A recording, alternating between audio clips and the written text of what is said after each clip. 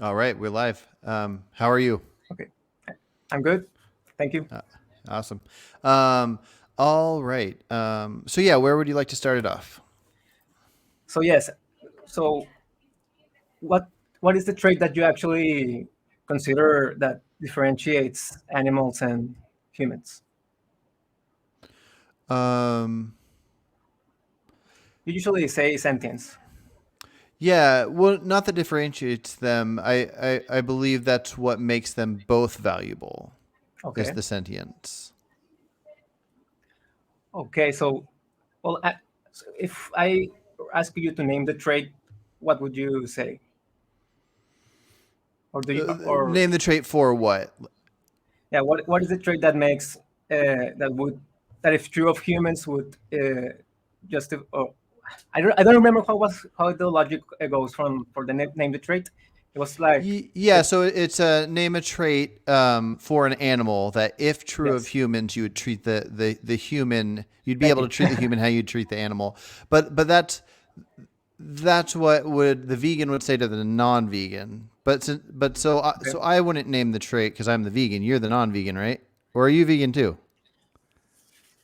I would consider I'm not vegan. I am Okay. eating meat or and milk and eggs and everything, but I would consider myself ethical. Oh, Like okay. like with my definition, I would consider myself an ethical person or ethical vegan, but I'm eating meat still. Oh, interesting. So, Okay.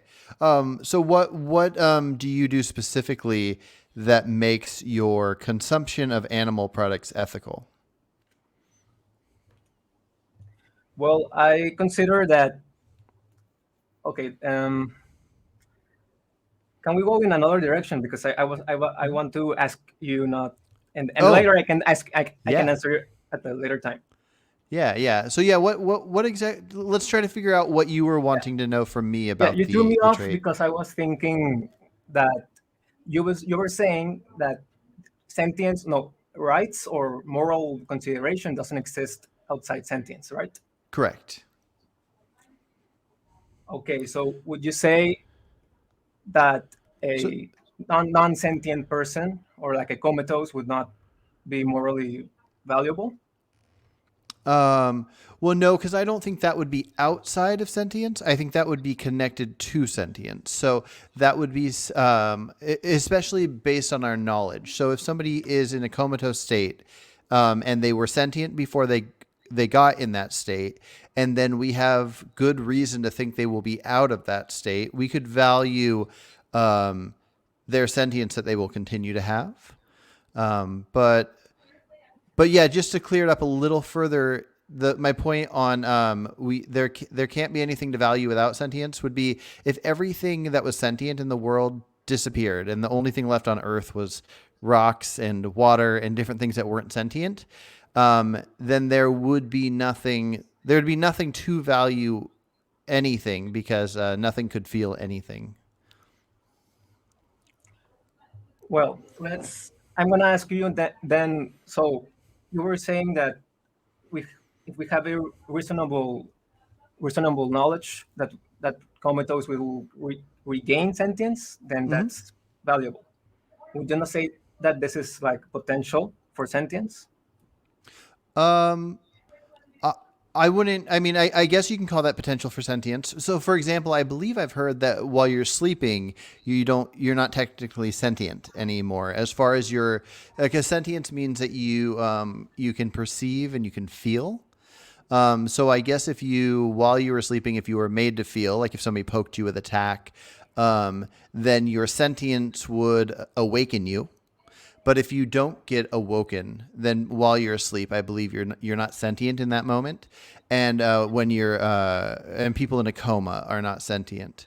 Um, so the difference is you don't lose your sentience as a person. You're still a person with the central nervous system, which is what gives you the ability to be sentient. You just aren't experiencing those things that make you sentient. So I would say the only thing that in my Okay. mind makes me value that the future of this person that's not sentient would be two things. So one is a want for the future. So I have a want for the future. I'm really excited about the things I'm going to do with my life. So if somebody violated my ability to do that by doing something to me while I was in a coma, like ending my life or something, then I don't like that. I can't do anything about it. I won't know anything about it. So I don't like that.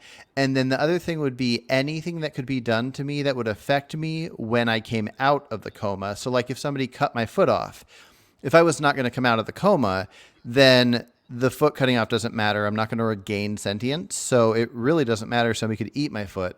But if they cut my foot off and then I come out of the coma, I would say that that's something that we as humans should value, and we should have it put into law that we can't randomly amputate people's body parts while they're in a coma if they are likely to come out of that Like coma. some sort of implied consent, or Yeah. okay. So this this person, when I'm trying to understand what you meant.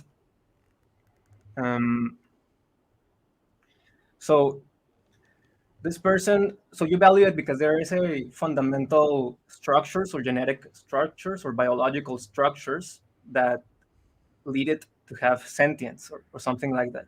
Because that's what I actually value, like a fundamental structure or a Mm-hmm. final cause.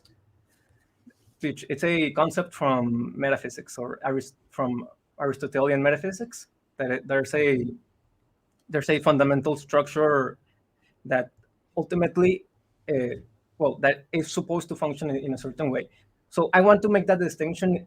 If you consider this potential, or like a final cause, or a fundamental structure that gives value to the person, because Mm. potential is like uh, a consideration of the future, right?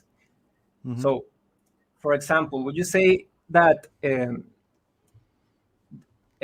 this comatose, we know, well, we know that they will not come back to sentience at all. There's no chance. So, Mm-hmm. would you be okay eating this person? Eating Yes or them? no? Well, killing them. Killing them? Yeah. Yeah. I think that seems reasonable. If the Okay. professionals, like so doctors that have studied this and they know how to look at brain waves and they know a likelihood of coming back, it makes sense to me. I haven't thought to counter this idea that, and we got two things here. We got one is I don't think anybody necessarily deserves being kept alive or being saved. I care more about negative rights than I care about positive rights. So if you have a society capable of giving out positive rights, that's great and all. But I don't think anybody deserves to be saved. So if you have a machine that can keep somebody alive, and professionals are deciding if they want to unplug the person because the resources being wasted aren't worth it based on their knowledge, that seems acceptable to me. And as far as the eating, I don't care about eating anything once it's dead. I can't. Yeah. Okay. So only yes. Okay. So killing. Okay. So how do you, because you at the end you were saying like resources or something like that, so it's not just the chances of the person being uh, re resentient. Yeah, I mean, so it's kind of complicated. So yeah, if you know that there's chances of the person coming back and you're capable of keeping them on this life support, that seems nice to me. That seems worth doing. I would want people in my society, doctors and my family that can make choices. To keep me alive if there's a chance I was coming back. I don't think that's anything that's owed to me. So I guess I just don't have a strong thought on if I was drowning and somebody had to risk their life to save me, I don't think they should have to save me. So if people invent machines that can keep me alive and they do it, that's great. But I'm not owed those machines. So so what is the right that we humans have, or the right to life? How do you describe it? Okay, so I don't think we have. There's any natural rights. I don't think we're born with anything where nature has any thoughts on rights. I think we have our own personal wants, and what's best for us is to form a society where we have laws and we basically just decide as a society what our rights should be, and we are afforded those rights through our government. So something like the right to free speech, I think it's very important to be part of a society where your government can't control your speech.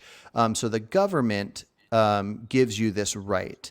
And then if you view something like protections, like negative rights, protections from death, I think that's a right because we are given that right by our government. So anybody that is going to kill somebody, they hopefully are going to be deterred not to kill somebody because of the punishment that comes in. So rights are given by law, and then aside from that, we individuals can give rights. So somebody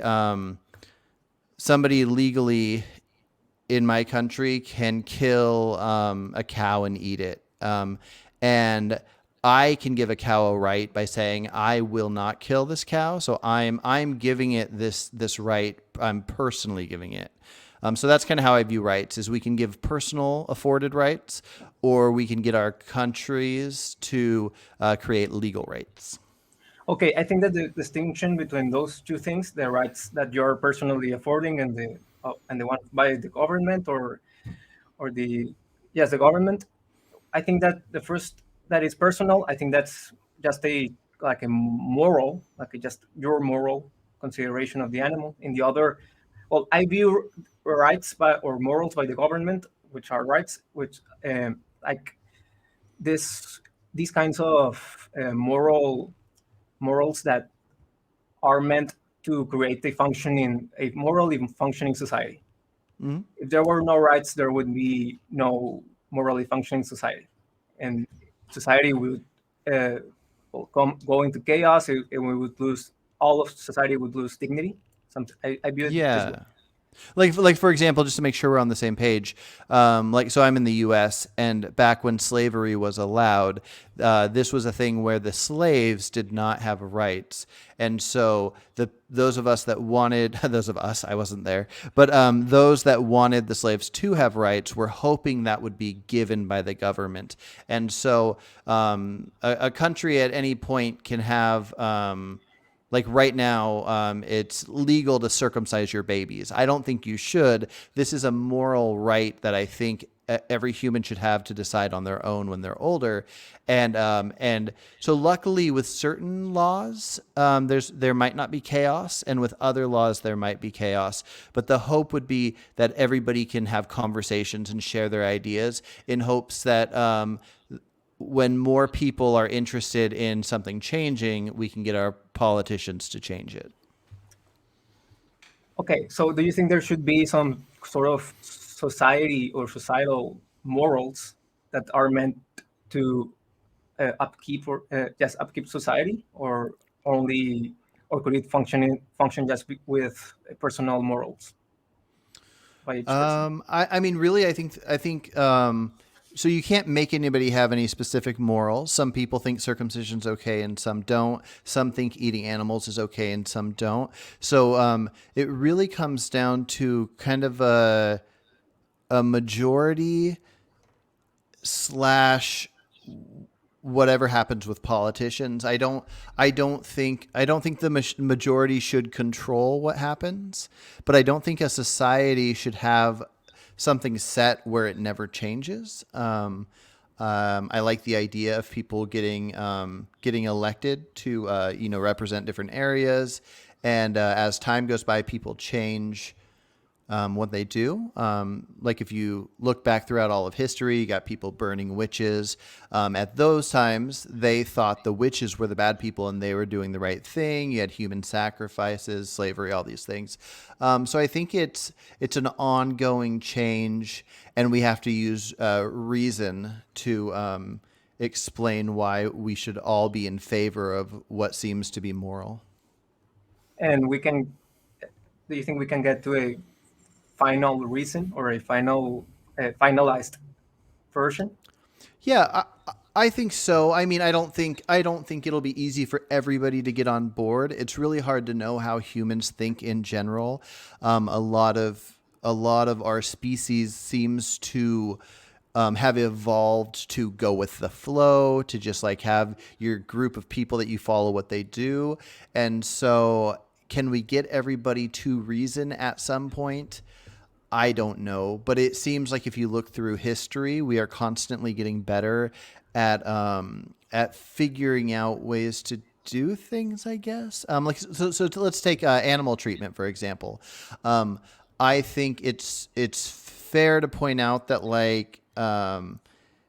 if somebody wants to just stab a dog and make it suffer, that should be illegal, and I think most people would agree with that. And I think if we had more conversations where people could see what happens to animals in factory farms, I think even meat eaters would want to regulate these things. And so as soon as you can convince somebody of something important, I think change can be made. So if you make rules that chickens can't be crammed in a tiny cage all day long, I think the majority of people would want this change, but it would take conversations to make it happen.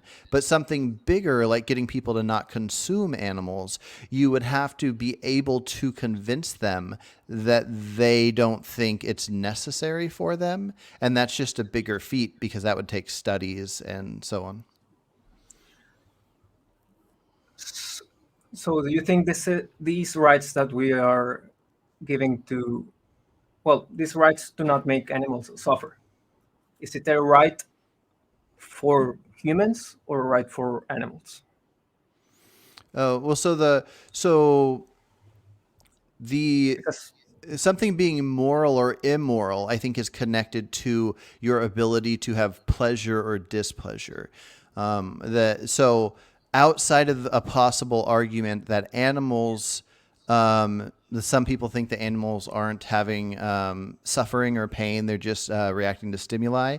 Outside of that idea that I find to be silly, um, I think it can be clear that animals, an immoral thing's happening, whether we can justify it or not. So if I'm on an island and I kill a chicken to eat it because I'm starving, then that's how I'm justifying it. It doesn't make it not immoral, and the more it suffered, the more immoral it is. But as far as rights go, I think humans deciding their rights for their society, every human right can be decided without morals. We don't need morals. We just need to recognize mutual benefit.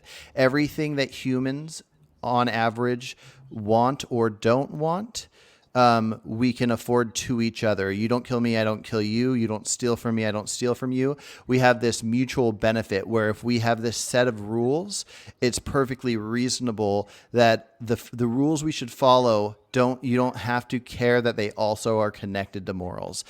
Killing somebody could be immoral, but you don't need that connected to a law.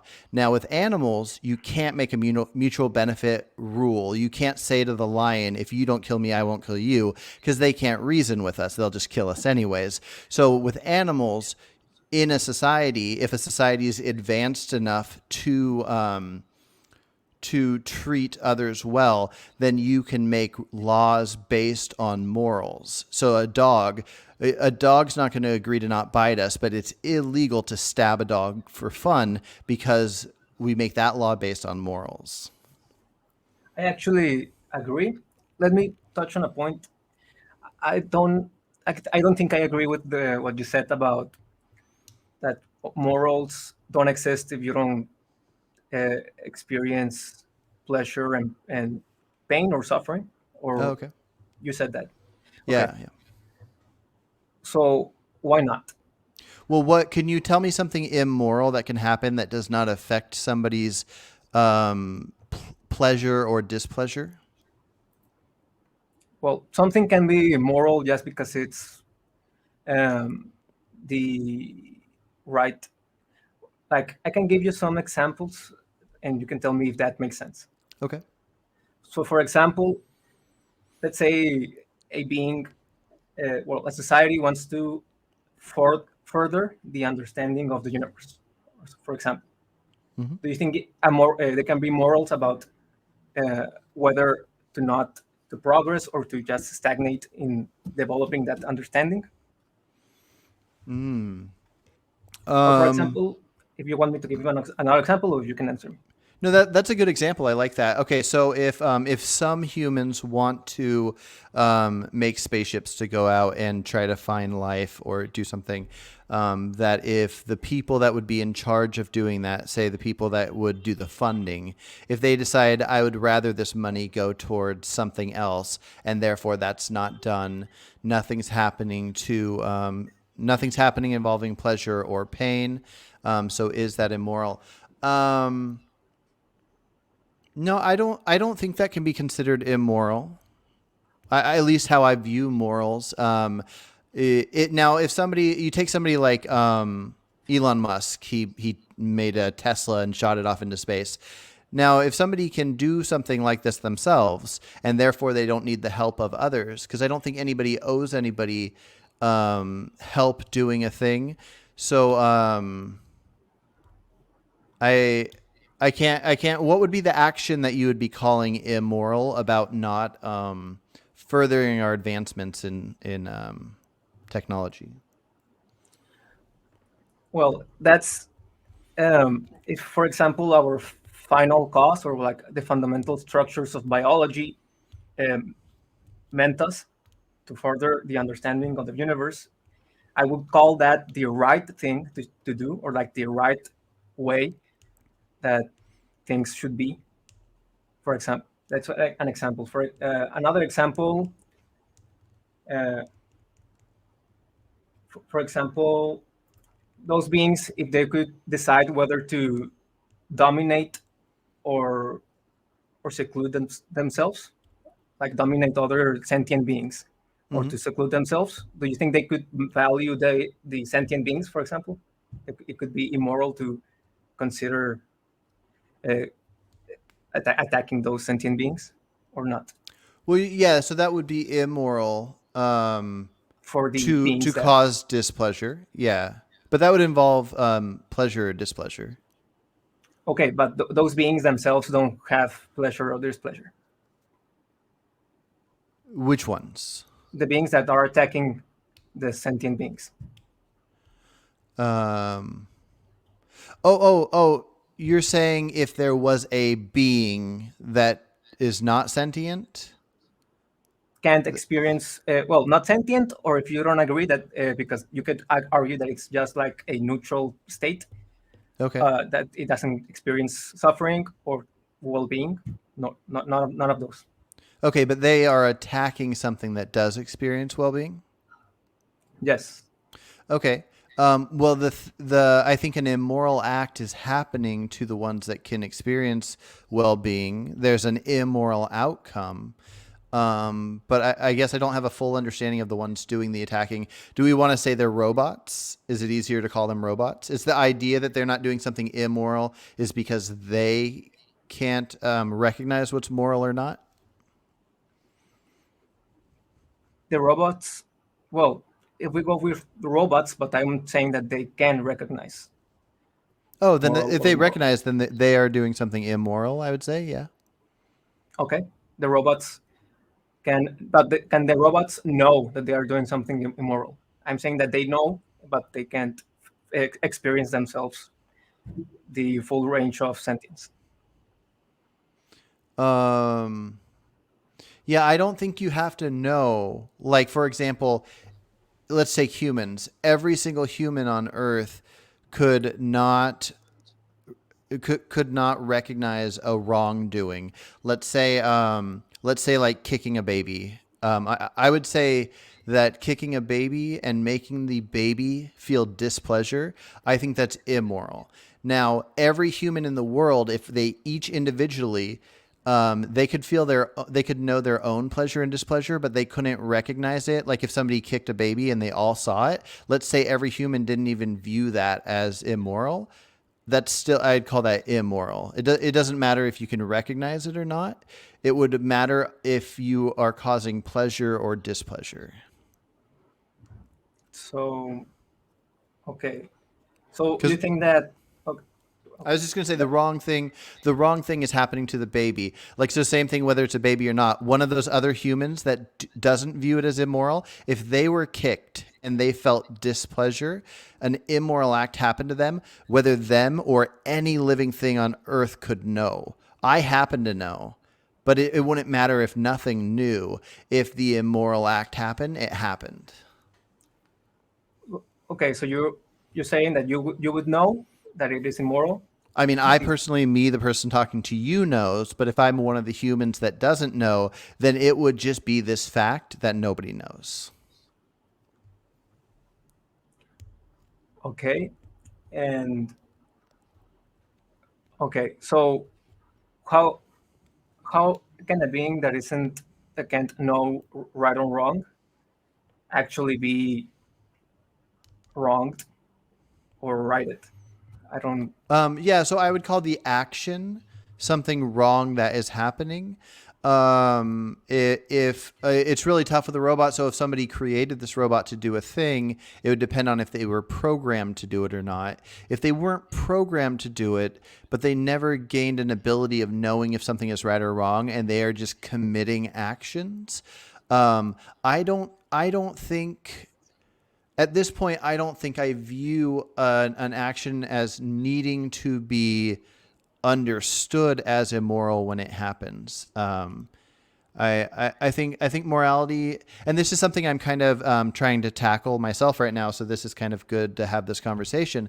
But I would view an immoral act as immoral based on the outcome more than anything. So if somebody does something and they're not even aware of it, they committed an immoral act. There's an immoral outcome, but the justification one could give for whoever did it or whatever did it is this thing's a robot, it didn't know. Or this lion that killed this zebra, the lion had no knowledge of what's moral or immoral, but we could still call the act immoral because it is causing suffering. It is a wrong act. At least I think so. So let's say a sentient being can only be neutral or up, like neutral or well-being. Do you accept this concept? Like I'm I'm not sh- I'm not sure if I follow. a sentient being that cannot experience suffering, only like a neutral existence or well-being. Okay. Do you accept it? Because a lot of people don't. Oh, do I think there are any that experience that? No, if it's logical. If it's logical to think that one could feel that? Yes. Um, yeah, I mean, I could imagine a world where a person is born and throughout their entire lives, no matter what you do to them, they are unable to feel suffering or displeasure. And Well, therefore we can talk about them hypothetically. right. Yes, I was gonna ask you because they don't suffer, but they are still sentient. Would Mhm. you be okay with killing them?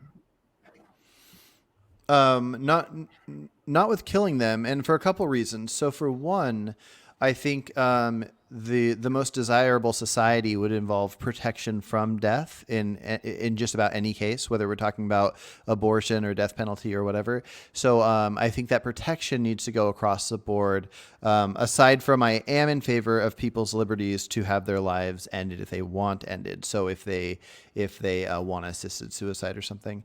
But just because, so we have a hypothetical person that cannot feel displeasure of any kind, no suffering, no pain, but they also do not want to die.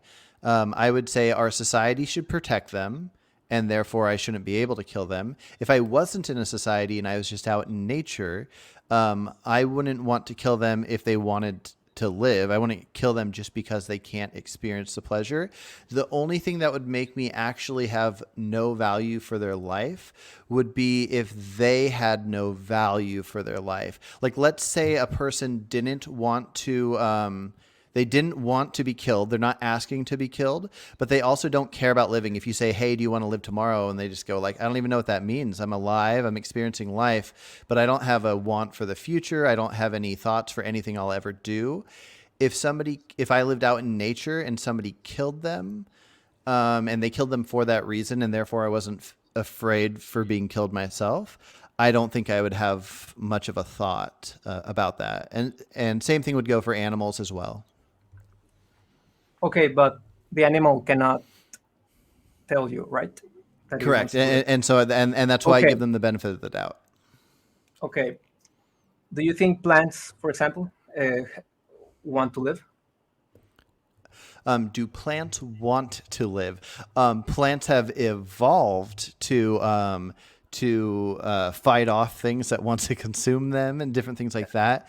But you're going to have to explain a little further by what you mean by Yeah, want. I mean that they have a will to live. No, no.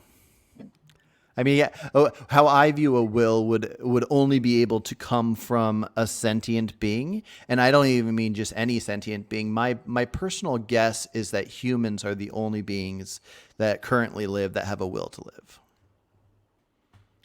live. But we might be going off different definitions. I don't. Okay, I think other animals have evolved to not want to die, like to defend themselves, right. to but not to have a will to live, like not to have a thought of I want to be here tomorrow.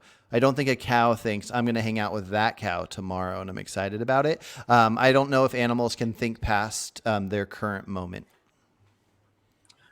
Right, because well, I was thinking that if I think exists in life, if I think it's living, then it has to have some sort of will. Maybe not the same that we are discussing here. So Mm-hmm. you're saying that well, you made the case that that animals and humans could both have it, but would you make a difference there? Like, would you say animals have a like a sort of emotional will, and humans have a moral will to live, or how do would you, Um, or do you No, I really don't. I think? don't think one of two essential ideas is happening. So either an animal has evolved to when it feels attacked, it defends itself, and this is a defense mechanism that has led this animal to continue to be an animal that's amongst us, where other animals that existed that didn't have these defense mechanisms did not protect themselves by running away really fast. So it's either that or it's a mixture of that and having a want for some kind of a future. There's probably something like that. Okay, so these. So when you said that it would be wrong to kill the hypothetical being that only that doesn't experience suffering, but that you said that they would that if they had a want to live. What Mm-hmm. did you mean? What did you mean by? Yeah, so they don't feel suffering. So if you stab them or something, they're not going to feel it. But they enjoy life. They might want to see a movie tomorrow. They might want to listen to their favorite album the next day. They if they want to continue living, if they have things to do. I don't know if that should be linked to morals, but I do think of that as something I would respect. I guess based on the fact that I have that same want. So the okay, but I still don't understand. Well, how do you differentiate, or if it's the same thing, want and will to live? Yeah, I mean, this might just be a matter of words and the fact that I haven't like delved into what is meant by will to live. But I guess here's what I can. So I want to listen to music tomorrow. That has no connection to an instinct of mine to want to live. But if a car's coming at me or if somebody's coming at me with a knife, I'm going to protect myself because similar to animals trying to run away from danger, I have instincts that want to keep me alive. And that is independent from my own personal ability to reason and want. But I have wants. I want to be in really good shape when I'm 100 years old and playing with my great grandkids. I want to go see the Grand Canyon and Niagara Falls and all these different things.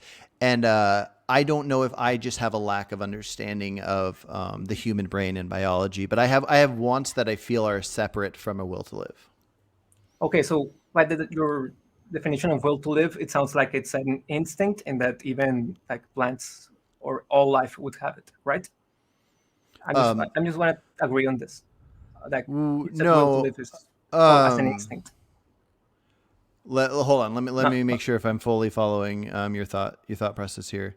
Um, so yes, so plants not having a central nervous system, therefore not being able to feel pain, therefore like ripping them apart in a sense does not matter. Still, they have evolved an to instinct. thrive.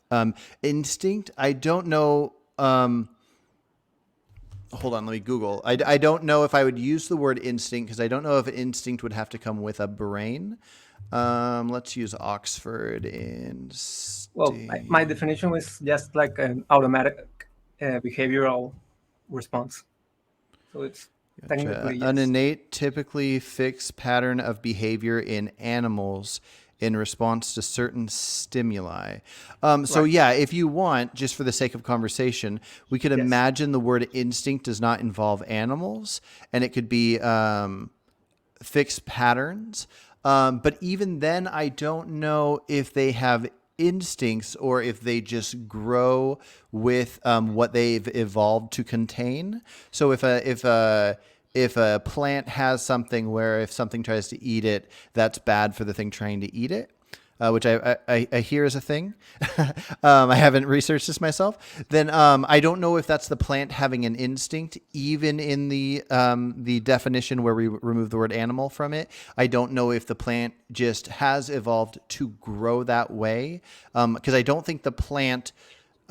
Maybe we could call it an instinct in this unique case if Okay. the plant develops those poisons when the insect is near or something like that. That'd be kind of interesting. If an insect is near and the plant can detect it, which I wouldn't be surprised if this was a real thing. The plant all of a sudden creates these chemicals that will fight off the bug trying to eat it or something. But anyways, for the sake of conversation, we can call that an instinct if you want. Okay. So now you mentioned that uh, this person, I don't remember which hypothetical person we were talking about, but Yeah. the one that you said that wanted to have go to the beach or go to hike this mountain or something in the future. So this they want it because it's a moral good or because it's something that will confer well-being. Yeah, I would call it a moral good in the sense that I would call something that brings pleasure good. So something somebody wants. They could be wrong about it.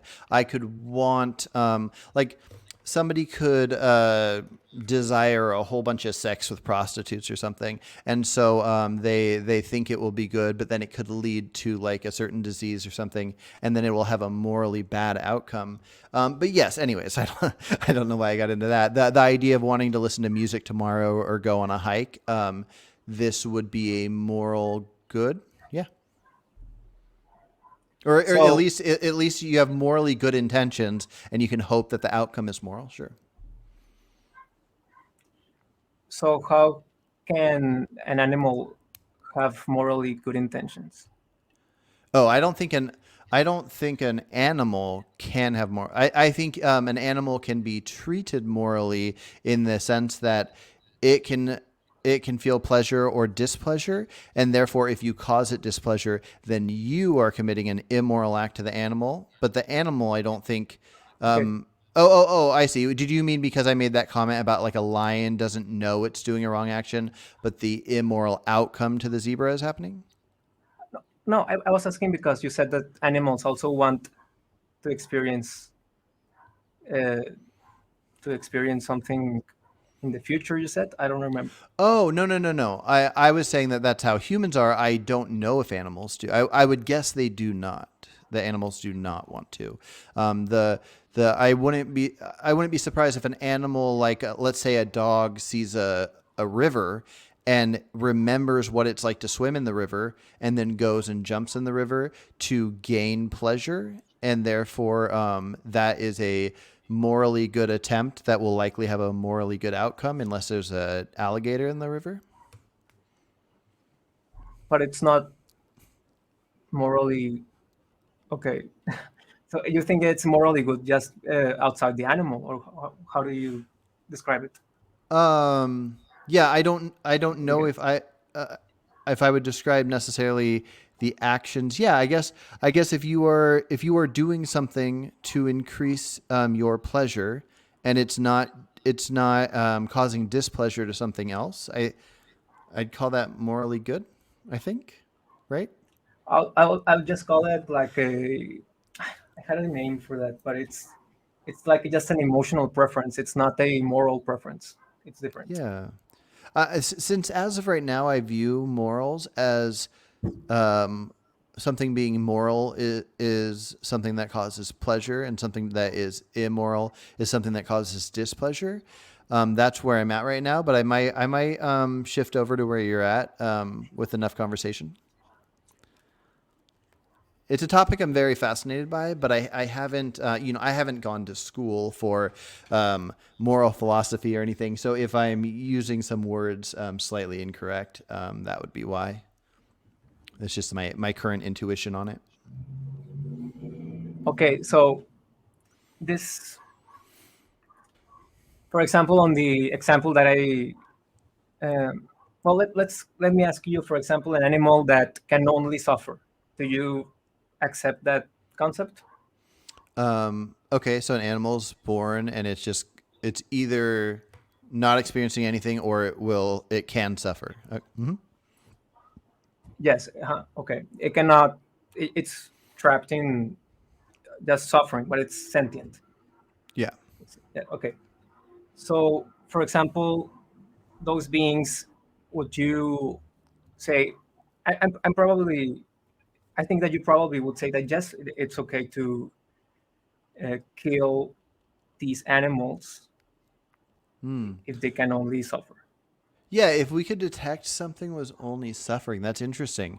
That's my first go-to. I mean, I've put two animals out of their misery because they were suffering. It's possible I could change my mind after hearing a little more about it, but that sounds to me like something worth Yes. doing. If we somehow discover an animal species where the species itself can only suffer, but the instinct to survive overpowers its suffering to make it continue and keep breeding. Sure, maybe humans could go, hey, let's put this species out extinct. Yeah, maybe. So out of like good virtue. Yeah, yeah. If we truly understood it, we should be cautious. But in a hypothetical where we knew that to be the case, I think that almost sounds obvious. But I feel like maybe it's a trap. So I'm ready for the trap. Well, I'm not sure because I actually agree that on this, and I think that good virtue is like the best. Well, I think that good virtue can be used to not suffer, not make suffer animals or even kill them. But I have a caveat there. Okay. So, but would you say that then, for example, the other end of the spectrum, an animal that can only be in well-being, only pleasure? Would you not kill this animal? Yeah, I mean, I don't think I don't know any reason to kill any animal aside from your hypothetical suffering species. Um, so yes, but I don't think it's just because it can only feel pleasure. I just don't have. I would need more information on how an animal thinks before I feel like it's justifiable to kill it. Um, but if we needed to kill animals to survive, I would say that there might be moral reasons why to kill one over another. But anyways, yes, something feeling just pleasure. I don't think that's a reason to kill it. Okay, so in that then, for example, only the middle, only neutral. Mm-hmm. It is sentient, but it's only it cannot experience. pleasure and cannot experience suffering. Hmm. Would you also say that because it falls into non-suffering, you would say it goes above the animal that is only suffering, for example? I would say if there was a species of that if we were to kill animals to eat them or just for whatever reason, that should be our top animal to kill. But separate from that, I would say I would care more about its interest in life. I would want to know if it has a will to live for whatever reason. I couldn't imagine something having a will to live that doesn't like because I personally feel, and you could try to convince me otherwise, that every human action is based on pleasure. I don't think there's an action we do not based on pleasure. So I don't know what a being could do without the pleasure to make their actions happen.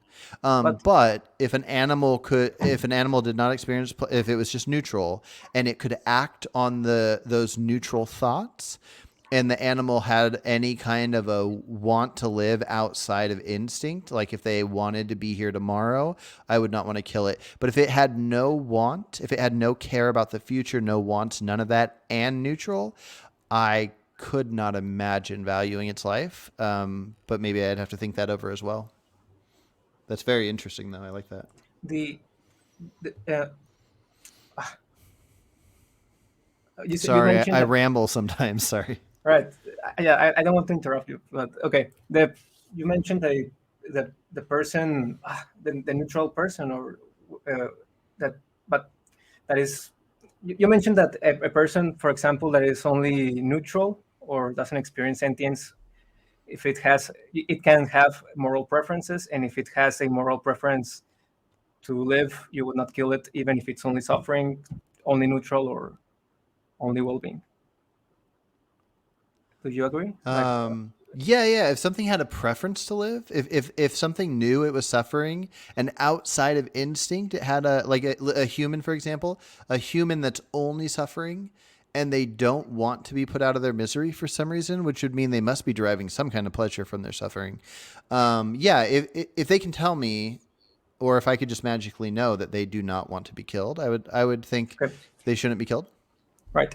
So I'm kind of like sort of confused because you seem to like accumulate a lot of traits, a lot of different characteristics into Okay. considering what if something is okay to eat. But for example, if we found that species that only feels neutral valence, would you be okay with breeding them to eat them for Oh, livestock? interesting. Okay, so in my mind, one of the problems with breeding is I have a problem with ownership. I have a problem with fencing something in and having and enslaving something essentially. So the question is there a possible sentient being that it would not be immoral to cage them in and breed them? Because you can't breed I would view the act of breeding, whether they're fencing or not, at the same I'd view fencing in because you are forcing them to do something against their will, just by the act of what we would call breeding. Because if we weren't doing it and they were breeding on their own, there would be no force. Okay, so we have an animal species that has no want of the future and it has neutral experiences. It cannot suffer, cannot feel pleasure. Can we breed these?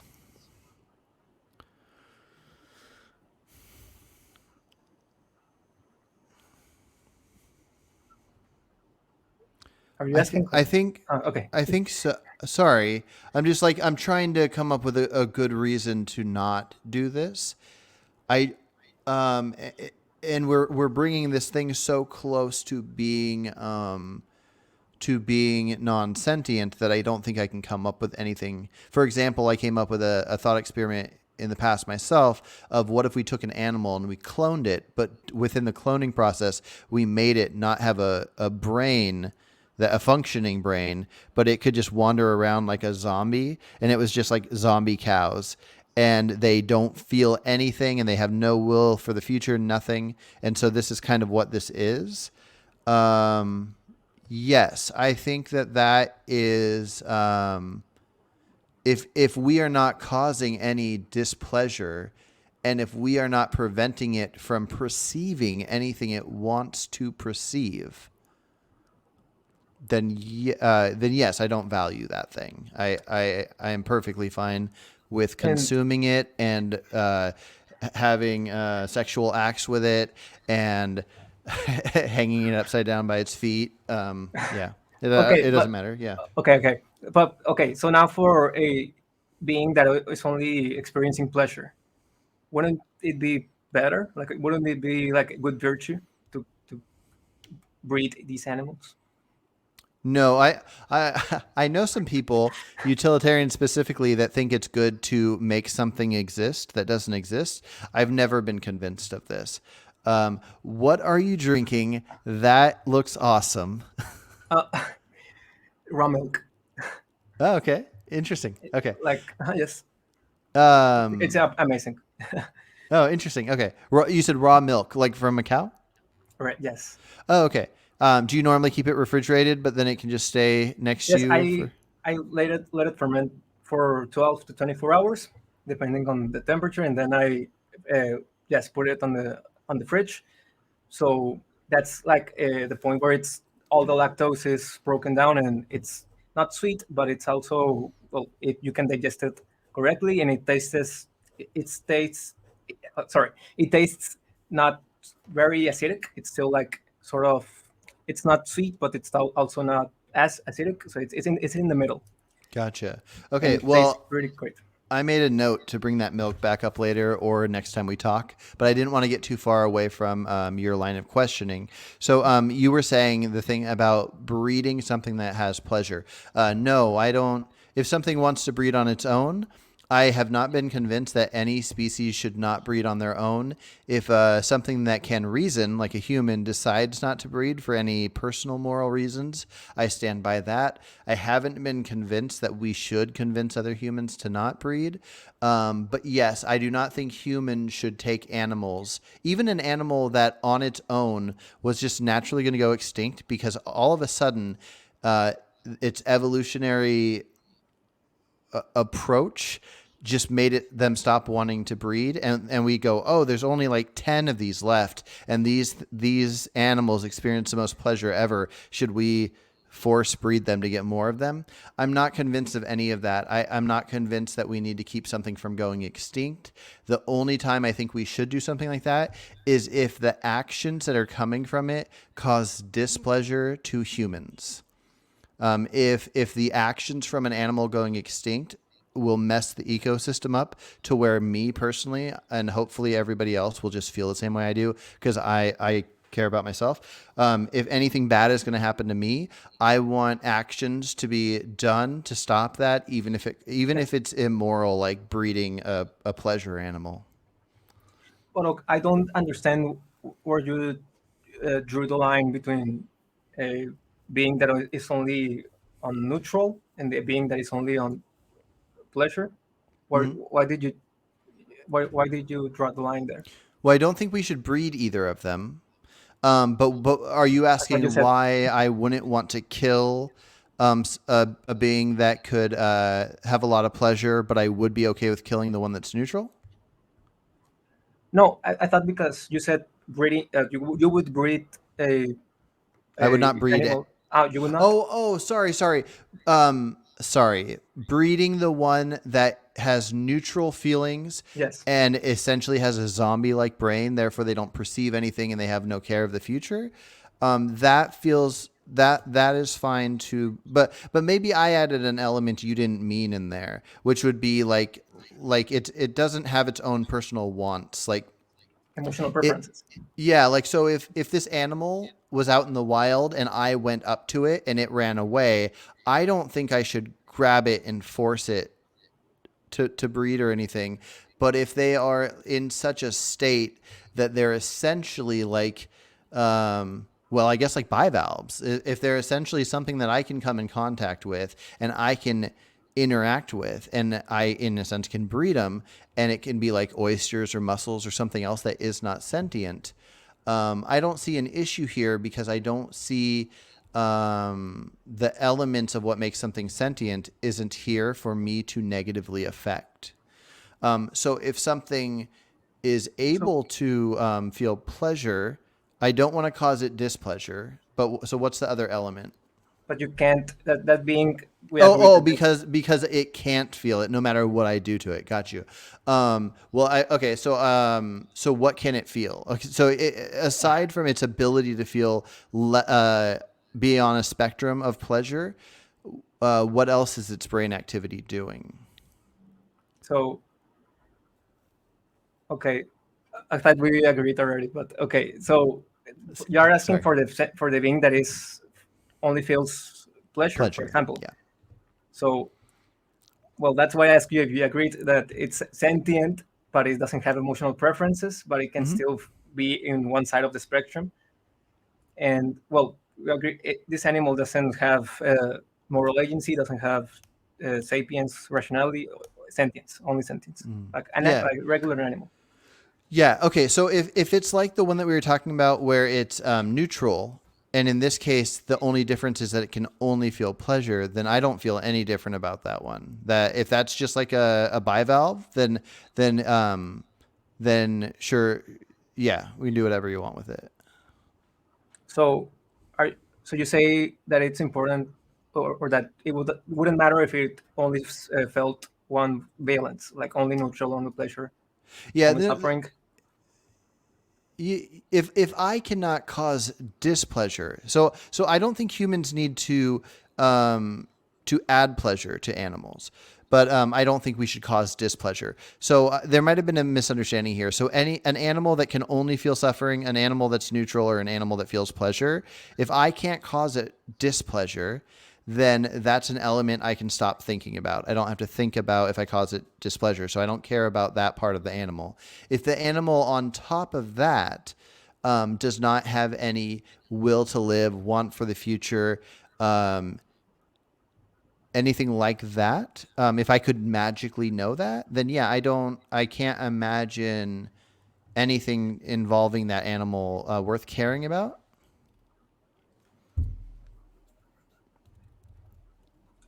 Okay, so so be, if it doesn't have sense of the future, you don't care if it's like only pleasurable, only sufferable, only neutral. That's what you said. Um, yeah, sort of, yeah. I guess an element aside from the future. The future is the main thing I care about because the future is what makes me care if it is essentially at least magically snapped out of existence. Like it's not going to suffer; it just dies. So I hope animals don't have a care for the future because that's just a bummer if they can recognize what's happening before they're going to die. But if an animal can perceive things, if an animal can like be standing there and looking out and seeing life and having interest in what it's doing, then I do not think it is a moral act to remove this thing from life. But if we knew that it was in a zombie state of sorts where it didn't have any care of anything, then no, I view it like a bivalve. But I don't think that's the case, right? We're just talking hypothetically, or are you thinking there are animals that aren't Yes, perceiving things and having thoughts of it? Oh, you do. Okay. yes, it's just a hypothetical. Like, Okay. Yeah. Yeah. but I was asking then if you would, uh, it would be reasonable to use these animals for livestock. Hypothetical. Gotcha. Well, so I don't think anything should be, unless needed. I don't think anything should be forced to be anywhere. So Not even if bivalves. Oh, sorry. I don't think a sentient being that could want to not be somewhere should force to be somewhere. So if I found a cow out in the woods, I don't think I should be able to put a rope around its neck and then guide it to a certain place, put it in a fence, close it in, and then when I'm ready to milk it, tie it to an area. And if it tries to move around while it's being milked, I can like I don't know how you milk cows. But So, anyways, I don't think animals should be forced to do anything. I'm sure there are some approaches that humans could interact with animals that I would consider not force. If you go up to an animal and you're But out in nature and it so doesn't go anywhere, it's fine. what is bad about forcing in this case? What is bad about forcing? Um, it's I would say that it's almost certainly causing displeasure. If you go up to something and it is, oh, in this case, you're saying the forcing while talking about the thing that can't feel the Yes. displeasure. Gotcha. Sorry, I was thinking we were just talking in general. Um, Yeah, so okay, so talking about the animal that only feels pleasure, it cannot feel displeasure. Therefore, if you are forcing it somewhere, it wants to be forced there. Now, this is kind of interesting because if it's almost comparing to maybe a mentally challenged person that can't know if something wrong is happening to them. So it'd be like if somebody like if somebody that was like mentally challenged that can't know of something being wrong is being taken into a room to be taken advantage of or something like that. There's an interesting element there. Oh, go on. Yeah. But for example, that mentally challenged person, I would just, if it's uh, ultimately or fundamentally uh, actually like a sapient, for example. So it matters that it pertains to the fundamental structures of the it has the fundamental structures for sapiens, for example, even though it doesn't actually have it because he's mentally impaired. Mm-hmm. So that person, for example, I would classify him as a sapient or like a normal human, for example. Kind of like I was saying earlier about a society should protect because if we have these ideas then we want to follow through with them. So what if it was in nature then? Would you say if it's in nature and nobody would find out that if the challenged person isn't going to ever care about it, that you wouldn't consider it morally wrong? Sorry, you cut off. Oh yeah, yeah. So you're in nature. There's no society that has to protect certain values, and a person, is a caretaker of sorts, or stumbles upon a mentally challenged person that pretty much only feels pleasure. They're challenged in a way where they'll never feel any kind of suffering, and if that person took advantage of them, the mentally challenged person would never know. Let's just say that it was a very neutral act and it didn't affect them in any way, and they'll never know. If the only thing you know is that it took place, would you call that an immoral act? I would call it immoral because he is fundamentally sapient, and I would give it implied consent, implicit consent. Like and like I don't care how he is right now. I care that he has the fundamental structures that give it the fundamental sapience. For example, Interesting. Okay. moral agency. Yeah. I don't know if I think about it the exact same way. I see, maybe I see concerns in That's how different I ways, protect but disabled people, babies, and so on. That's how I argue for them, like fundamental yeah. structures. Interesting. Yeah, yeah, yeah, yeah. Okay, cool. Okay, so let's. So what was the last question before I Right. segued it into people? I forgot. Because I turned it into like a mentally challenged person because I was saying. Oh, okay. So you find that there's a species of animals. Let's say cows. Let's pretend cows in this hypothetical world are like this. So cows only feel pleasure. And therefore, if you took them from the wild, they have no care at all. If you put them in the tiniest cage, they don't feel displeasure. They're going to be happy no matter what you do to them. You can even stab them and they go, oh, pretty, it's red. They don't feel anything like that at all. Then yes, that seems perfectly fine to do Okay. because the actions aren't mentally affecting them. Yeah. Right. Okay. So okay, that's great. And so now, but you're still saying that you cannot breed these species or beings because you're forcing them or because No, of no, no, something else. no. So in this case, In this case, no. Again, the best comparison I could do would be the bivalve situation. I don't know how we multiply bivalves. I'm not sure the process there, but anyways, yes. If there was a zombie like animal that could feel nothing and there's no problem breeding them, there's no whatever. Yeah. You breed them and it's basically a flower that happens to be in the animal kingdom. Yeah. So the concept of ownership, you don't care. No, no. Ownership does not matter to something that is not a sentient being. No. That doesn't have emotional preferences. Um, Because I'm well, trying to, again, we've talked about so many different things. I can't remember exactly which things we connected to it, but because you might think that only pleasure, only neutral is not sentient for you. well, no, that's not the only element. So the definition of sentience, and I guess maybe we should have talked about this from the beginning. From my understanding, um, it is the ability to feel and or perceive. So I guess it could go either way. So if an animal could only feel, and therefore it fit this description of what we're talking about, then that would be a sentient being that wouldn't matter. Let's see if it could Before we go feel. on, Yeah, what do you say perceive and feel? Isn't yeah. perceive or perception, can't perception be like only consciousness, or even like something like a robot that has sensors and that can perceive stimuli?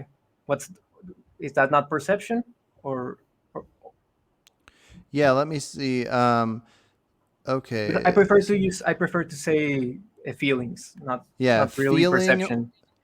feeling or sensation as distinguished from perception or thought as distinguished from. Interesting. Hold on. That was Merriam-Webster. Let me check. I'm going to check something real quick. Sentience. Okay. Sentience means having the capacity to have feelings. That's what I usually. This requires a level of awareness and cognitive ability. Yes, so I say that sometimes, for example, you can be aware, or I don't know if you can, if you accept conscious and not sentient. Be conscious and not sentient. Sorry, say that one more time. That you can uh, be conscious, or maybe only perceive stimuli Mm-hmm. and not be sentient. Perceive. Yeah, I don't know much about that, but that seems like a thing that could be. Like anything that, like well, an AI, for example, that could uh, perceive things, Mm-hmm. that would not be sentient still. Um, gotcha. Yeah, I would say not.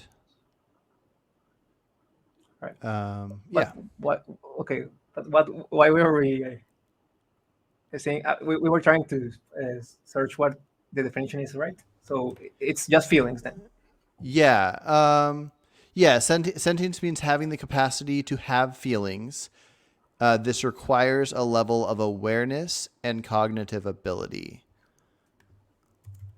Um, Okay. And I don't know if you agreed earlier, or you were not. We were not on the same page. That we can have a, like a living human robot, living supercomputer mhm. that is conscious, can perceive things, can know things, but it doesn't have feelings, no emotional preferences, only moral preferences. And it appeared Um, that you said that yes, because morals do exist outside sentience. Morals only exist when pertaining to sentience.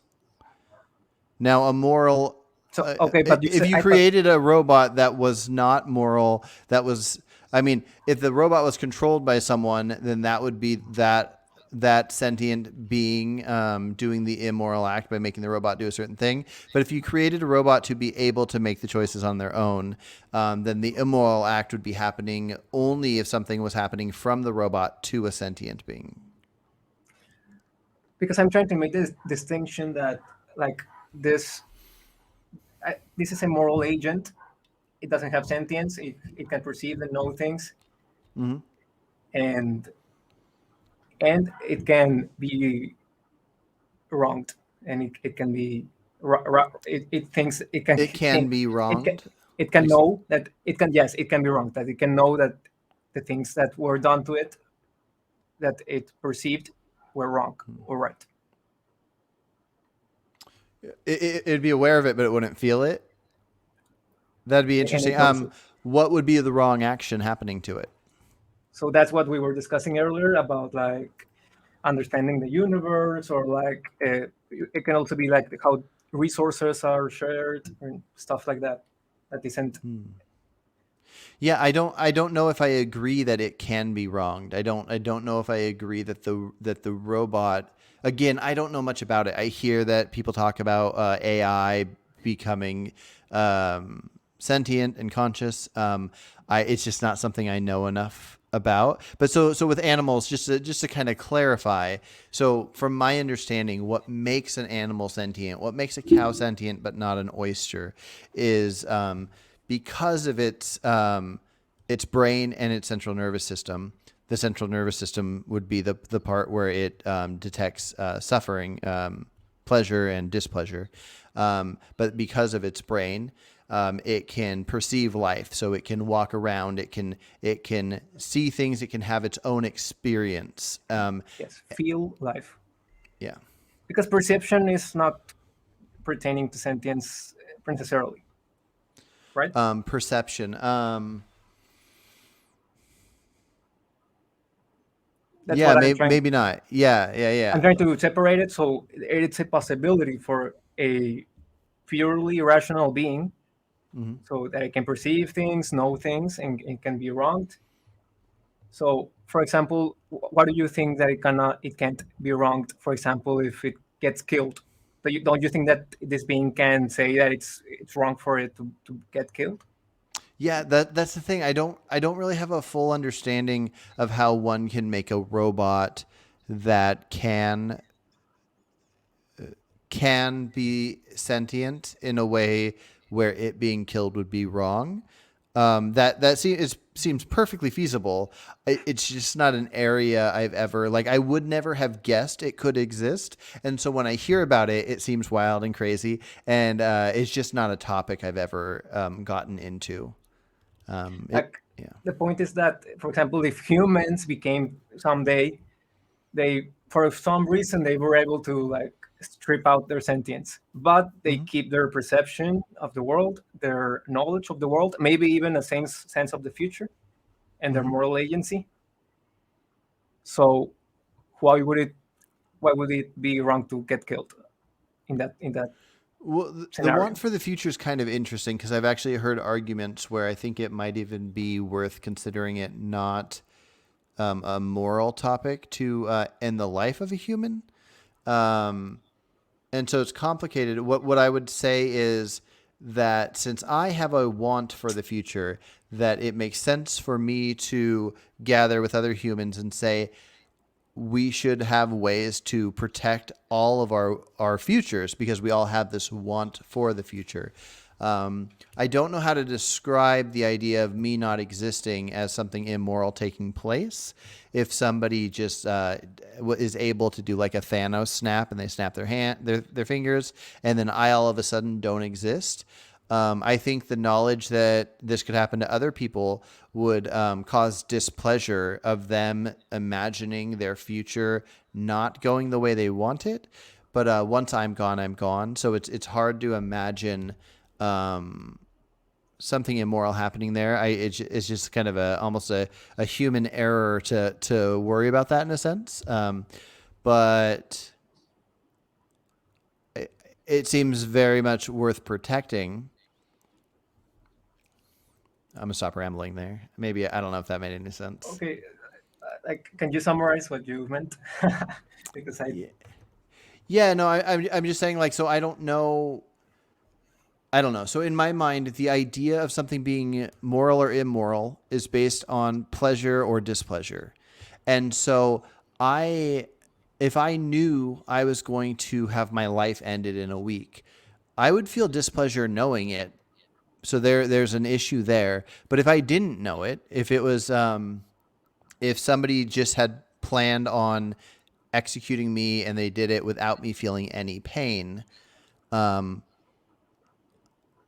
me now thinking about it, I wish that wouldn't have happened. If somebody else dies, if you died, and since I don't know you, I can't feel any emotional connection to you. But if you died, I would imagine you had a want for the future. So the only thing I could imagine caring about with the idea that you died is that you had a want for the future and didn't get to experience this thing.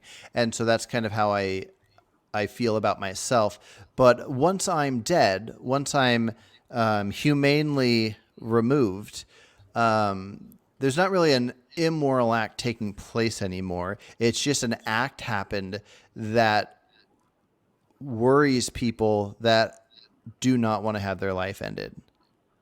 That's the best way I could summarize it. I don't remember why I got to talking about that detail of it, but in a universe where there is no suffering or well-being, can there still be morals or moral preferences? And that's what um, why I asked you, like, for those examples, or I told you those examples of right yeah, and wrong in a universe where there is only rationality, only moral preferences. yeah. Yeah. I don't know. It depends on if I want to lump in the idea of ending someone's existence into morals. If I don't, then no. Aside from ending somebody's existence, the only things that I think would the word moral would even affect whatsoever is the pleasure or displeasure of a being that can feel pleasure or displeasure. So a world without pleasure or displeasure, there would be no morals.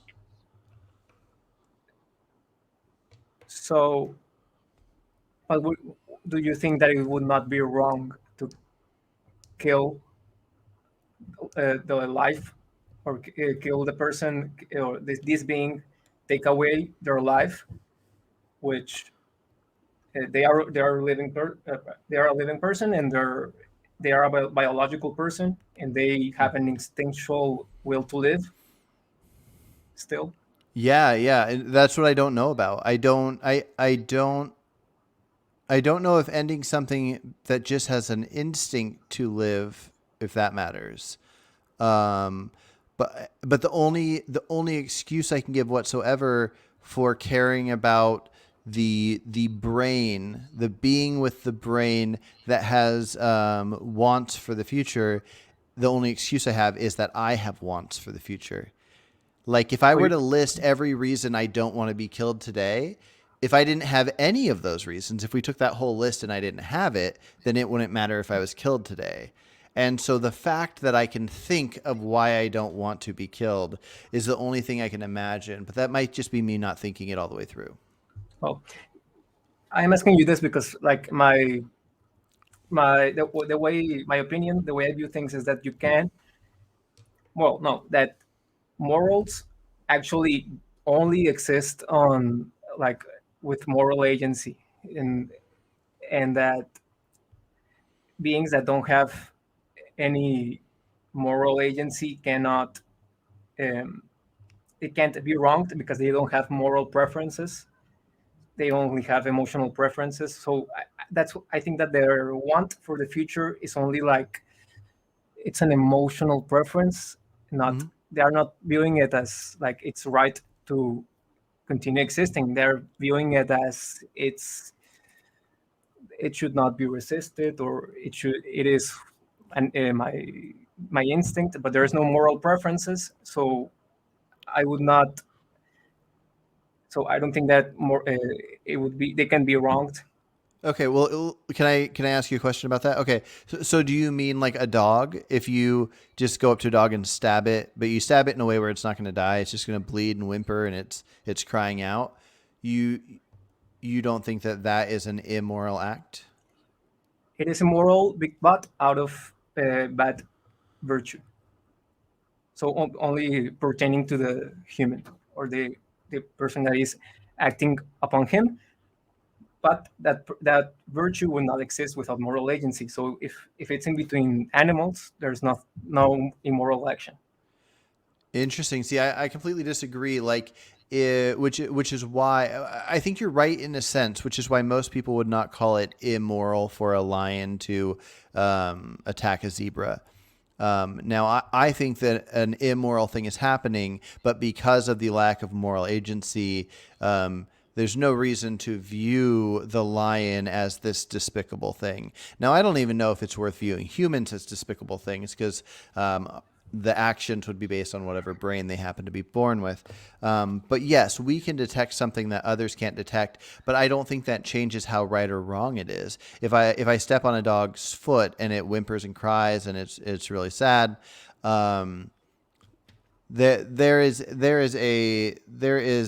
displeasure that's happening there. Now, just because I can think of what displeasure even means doesn't make it any different displeasure than if a bear steps on a dog's foot. The same action is happening. Now, most people only usually refer to morals when something's done intentionally or without good reason, which might lead you to view this as if this was happening with no moral agents, that there wouldn't be a moral situation happening. But I just don't agree. I don't Because agree. when, for example, a bear steps or kills a dog or makes it suffer, Hmm. who is being wronged? The dog. But how can it be wronged if it has no moral agency? Well, It doesn't help know me it's wrong. understand if I understand moral agency wrong. But by moral agency, I my understanding of moral agency would be the ability to know if you are committing an immoral act. Does moral agency just mean the ability to perceive morals? Or to I know if thought you're acting immorally. I thought it was to act, but either way, yeah, I don't think you have to know that an immoral thing is happening. Like a dog, if I was hiding behind something and I shoot a dog with a BB gun, or even a person with a BB gun, they might not know who did it, um, but they can feel that the bad thing happened to them. no, but it's not a bad thing It's not a bad thing to have to do to the displeasure for no to the reason. animal to the animal. Yeah, it's a bad thing to the Only animal to no, be but only for their foot to be stepped only on. yes, only humans can say that it's that suffering is bad. That's my point of view. Animals You cannot. don't think suffering is bad, just naturally. No, only if it can be assigned a rational moral value. Why? Because otherwise it's not bad or good. There's nothing being. You but if you just witness I don't know, just a random a koala bear falling out of a tree and its leg breaks and it breaks in a way where it's just going to be flopping around just like super sad, crying, freaking out. You don't view this as something sad? Or you view it as sad, but it's sad because your brain's tricking you about it? It's what do you mean by sad? Yeah, so sad be like I guess sad as in you're feeling that you are recognizing that something bad is happening. You're recognizing that the koala is feeling in a way that it doesn't want to feel. It has a range because it's sentient, unless we misunderstand what sentient beings feel. It feels pleasure or displeasure. So if it was in the tree eating its eucalyptus, koala, panda, koala, yeah, eucalyptus, it might be feeling pleasure. If it falls out and breaks its leg, even if it's not intelligent enough to know why it's suffering, which they probably do, I don't know. But if it's rolling around, its legs broken, it's close to dying, and it's just suffering, that's displeasure. And we can perceive it, so we can realize that this thing is happening that's displeasure. And if we didn't exist, then there'd just be a bunch of animals not knowing. I don't know if other animals are empathetic. Some might be and some might not be. But I guess I'm trying to figure out if we witnessed a monkey go up to a koala and take a big stick and break its leg and then walk off just because it wanted to be an asshole, I think it would be reasonable for us to call that immoral because we're witnessing something happening where one being is causing another being displeasure. And then we can justify it in a sense where we would say, we're not going to punish that monkey because the monkey doesn't even know what it's doing if we don't think it's intelligent enough to know. In my mind, if it is intentionally causing suffering, then it might be actually worth euthanizing that animal. If we think that it's just doing part of its nature where it is not intentionally doing a wrong thing, then we might justify it or whatever. But no matter what, an act happened where displeasure is caused that did not need to be there. That must be some form of immoral. And It if not immoral, it's something like it. it's only I think that it's only moral when you perceive or see that action and you can do something about it. So you can do something in good virtue of the animal, but the whatever is happening between the animals or to the animals themselves is not wrong. Okay, if the koala could recognize it, if the koala saw that the monkey was hitting its leg with the stick and recognized that monkey did it and wish that monkey did not do it, what would need to happen for you to call it an immoral act? To, well, have moral agency, but are you But asking but the something but more? the one committing the immoral act would have to have the moral agency, not the one having it committed to them. So if the koala had moral agency and could uh, recognize the immoral act happening, it's still not even immoral because the monkey's the one that did it. so the koala is a moral agent.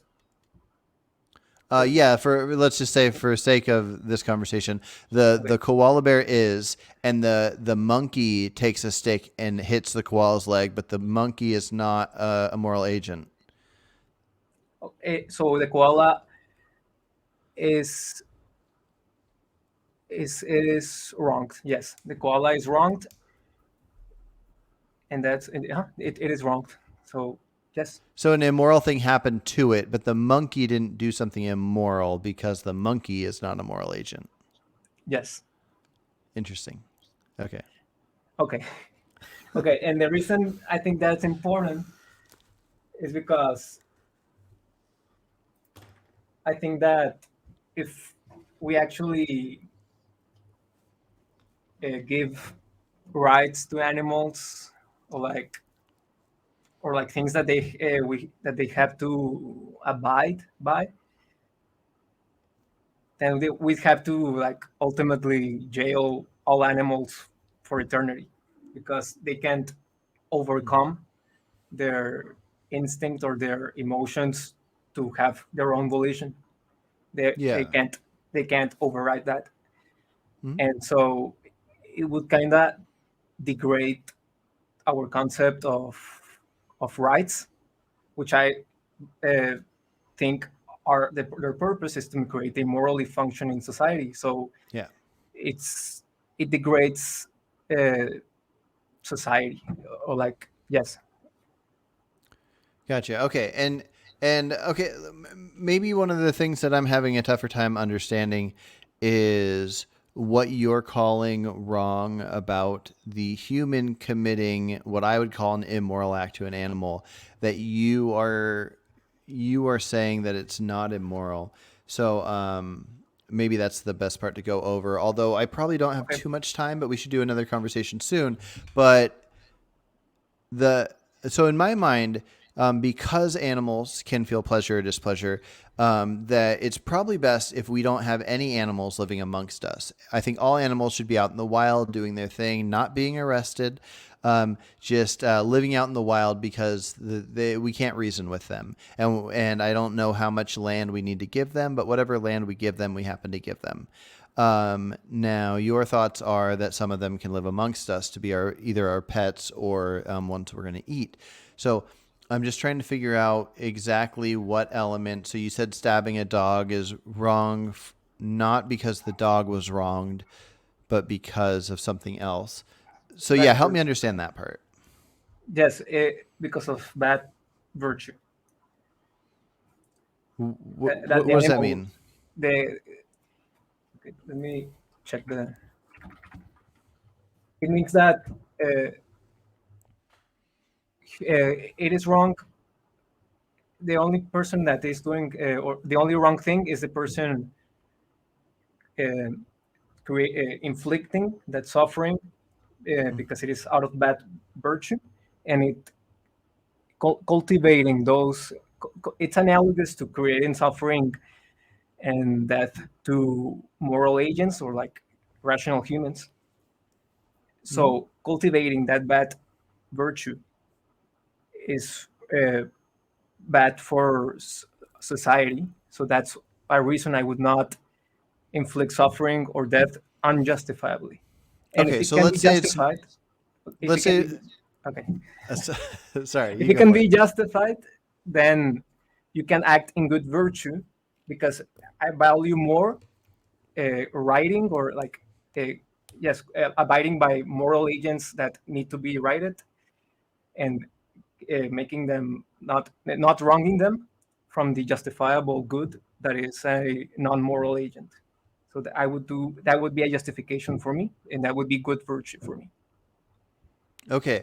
It was okay. So I'm trying to figure out if I fully understand how it's affecting the society. So if somebody owned a dog and they had that dog in a basement and they like to torture that dog for fun and nobody was going to find out and it was not going to affect the society whatsoever, but the dog's whimpering, crying, having a miserable life. They are feeling a lot of displeasure and at some point they're going to die. They'll die in like a month or 2 months. You could magically know this is happening, but you live in this society and you magically know it's happening, and you also magically know that this guy isn't going to do anything else wrong. So him doing this isn't something where you could assume he's a serial killer or anything. Are you personally bothered by the fact that this happened to this dog, even if it's not going to affect the society you live in? It's not gonna affect the society because that Because it's in person the basement. This guy's in the basement.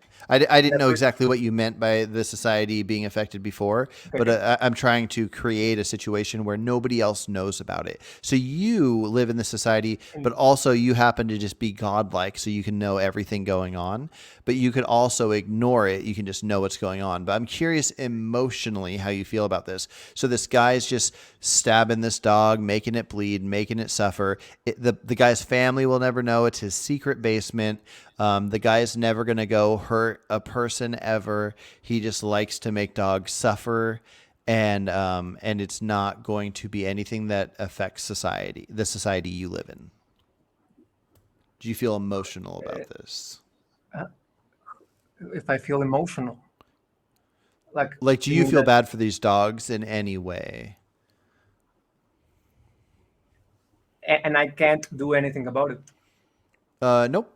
It's just like you're watching a movie and something sad might happen in a movie, and you feel sad that some character that you really got to know and liked died or something. Except in this case, you actually are witnessing it. You're seeing security footage of this guy torturing this dog, and no, you can't do anything about it. And it's just me wondering if you feel bad for the dog, if you would wish it didn't happen, but also separately, whether you do wish it didn't happen or not, do you feel bad or sad or something like that? Okay, and this person is not gonna do anything like similar to the torturing of that animal when it comes out to society, or is it not part of society? I don't. Correct. It'll never be known. He's going to bury it No, in no, his. not known. But if this Oh. person is gonna come to society, Oh yeah, yeah. So this person is part of the society. Everybody sees him every day. He says howdy to his neighbors. He works a good job, and he's a nice guy. He just happens to love torturing dogs. So the only thing to dislike about this guy in your society you live in would be if you dislike the idea of somebody torturing dogs. well, I would think that this person's bad virtue would impact society at some point. But it's not going to. It's never going to. It will never. So it doesn't. So if there's no change in, like, okay, Yeah, nothing, nobody, no person will ever be negatively affected by this guy. But let's say they're also never positively affected, that he's just a neutral element of this society. There's no okay. So, is there like uh, is there anything that this person is doing it for? personal pleasure because he's sadistic when it comes to dogs, but only if they're in his basement. When he sees dogs out in public, he loves them. He thinks they're great. He has no interest in torturing them. He doesn't even have a bad thought. But the second he takes one down in his basement, he loves watching them whimper and cry, little tears coming out, blood, everything. I mean, I would think that that's bad virtue, and that there's a possibility that it's never. Well, I don't see how I can be certain that it's an impossibility that this person is gonna act I created the analogously. I created this hypothetical. He Okay. is never going to act that way. So, and then if I feel sad, like Yeah. a negative emotion, However you view that. Yeah. Do you feel like I initially said bad, but you don't need to feel bad for anything because you didn't do anything. But yeah, do you feel sad? Do you wish it didn't happen? Would you, if you could press a button to make it not happen, do you feel that that would be worth doing? Even in you're my saying that hypothetical where but you you're saying that know I it's can change it. That I can change it. let's go ahead and say that. Yeah, you can change it, but do you think it's worth changing even though you know it's a person doing an act they like, they enjoy it, and it will Okay. never affect your society? Yes, that would be wrong because if I can change it, if I don't change it, it's the same as saying that I want this dog to suffer.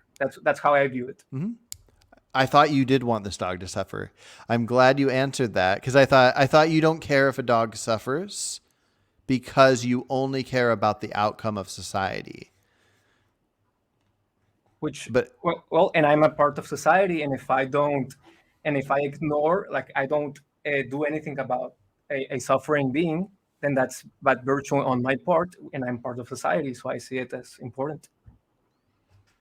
I went interesting. around your hypothetical, or Yeah, yeah, yeah, yeah. I don't view that as an honest answer, but that's all right. But well, okay, so separately though, you would feel sad if you couldn't do anything about it. You'd just feel sad that it happened. I think you kind of already answered that by the fact that you would stop it. But so you feel sad about this dog being harmed. yes. Okay. And so in my mind, this could extend to other animals, which would be why somebody that's okay with eating animals would not want them tortured, right? Like you would not want the factory farm type stuff happening, the cutting off of tails of pigs and cutting the teeth out and all Yes, that kind of if stuff. it's not justified, Yeah. Okay. Okay. because Cool. if it's justified, then I think it's good virtue. I think good virtue. Okay. Yeah. Yeah. Yeah. Interesting. And Cool. do you okay? Any other questions, or because No. I think No. we agree on a lot of Yeah. things. I think, and we are. If I was vegan, and like we're both very different to the regular vegan. Yeah. I was just actually thinking that we were going to go in on a name the trade, Mm. uh, logical dialogue or something. But I think this was a lot more like this brought a lot of better questions. Yeah. Yeah. No, I thought this was really good. I do have one more question before we hop off here. Um, if you could magically know that animal products were not needed for health, Now I wouldn't be surprised if the healthiest outcome would be something involving a little bit of animal products. It's probably healthier maybe to get your B12 from an animal than to get it from a supplement or whatever. But let's say you could magically know that the healthiest a person could be actually would involve not touching a single animal product. When you said that the only animal harm you would want is one that's justified, would you say that therefore now harming any animals would be not justified? Or sorry, ending the Yes, life of any? Okay, cool. suffering or death. Like Okay, cool. yes, Awesome. both. Awesome.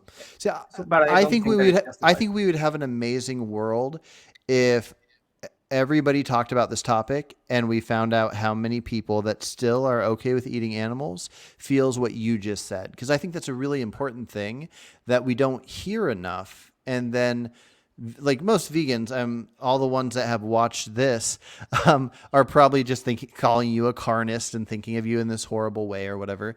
And I think that's a bad way of doing this. I really think it's important for, in the same way that we all talk about the ethics of circumcision, abortion, death penalty, all these different topics, figuring out how our society should be.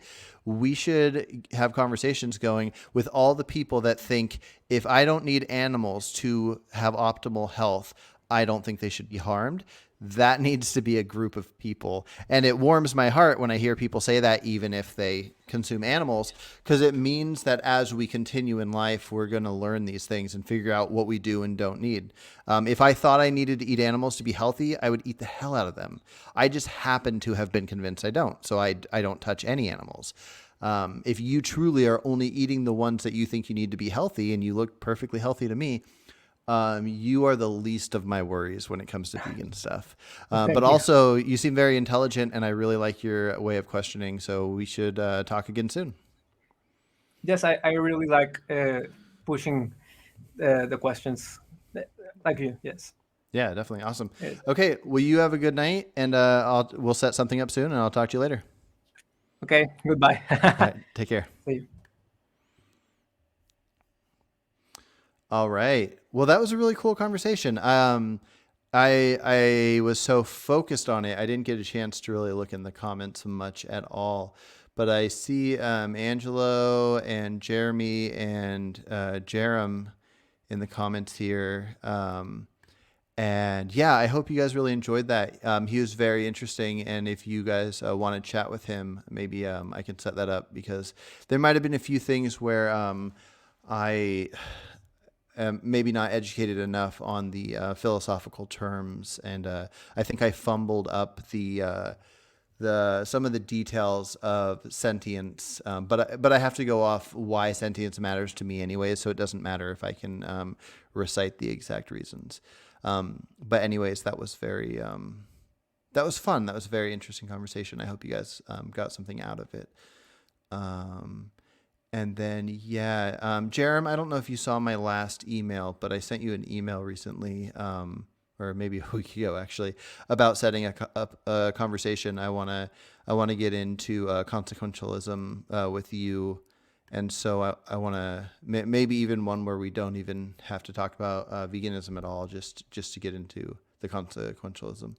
And then Jeremy, yeah, hopefully, me and Jeremy will be talking to Akash. The three of us will be talking this Sunday, I believe, at 8 a.m.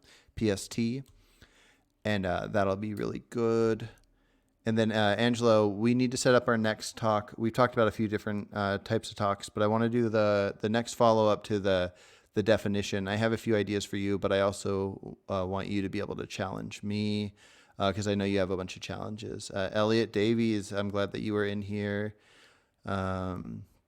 Yeah, is in here. What philosophy aspect do you think you fumbled? I only tuned in right at the end. Yeah, this is one worth watching. I'd recommend that you go through and watch it from the beginning if you're interested in a deep dive into breaking down ideas of how one feels about elements of sentience. Mostly, I don't know if it's exactly philosophical terms, but we were talking about what makes something moral or immoral, and I kind of have my intuition leads me to a certain stance where it would take further education for me to recognize if I'm just using words wrong. I'm currently working on the idea of morals referring to both actions and outcomes. And so if an outcome is immoral, then I like the idea of viewing that as an immoral act that happened, even if the acts weren't intentional. And I don't know, I'm tossing around a few different ideas.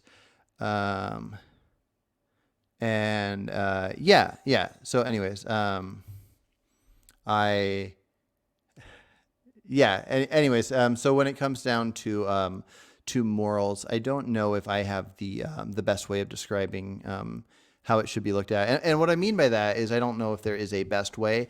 I guess I don't feel confident in my own stance, assuming that like a month from now, if I study the topic further, I might look back at myself and laugh that I viewed it a certain way because of not thinking it through. Um, yeah, cool. Anyways, I do gotta hop off here. I always want to just go through here and answer any questions because I love discussing these types of things. But anyways, I'm gonna hop off here. If anybody watching currently hasn't seen it in the community section, I posted a thing saying if anybody has any questions, they should go in there and ask me. And I might do like video responses to those questions, like the little short 1 minute ones, or maybe even longer ones, depending on the question. But I think that kind of thing's pretty fun. And it's a good way for me to clarify any of my stances, especially if something came across a certain way and you want to challenge something I said. I can clarify that in the answer. Consequentialism versus deontology actually meld into one another. They're not entirely separate. Metaethics is complex as hell. Yeah, for sure. Yeah, no, there are a lot of connections there, especially when you get into the threshold deontology. Then it's almost identical. But yeah, it's kind of interesting. I don't even know if people should have one specific stance. If they, I've never. Maybe it's just me, but I've never felt good about calling myself like a deontologist or a consequentialist, or even like with political stuff. I lean libertarian, but I don't know if there's any stances, if there's any political philosophy or moral philosophy, or I'm not religious at all, so religious philosophy wouldn't factor in with me. But I don't know if there's any stance where I just say, "Oh, okay, I connect perfectly with this stance." Each of these philosophies have a bunch of different ideas, and I feel like we probably all align with different parts of each of them. But yeah. Anyways, gonna hop off here. You guys have a good night, and yeah, we'll talk again soon.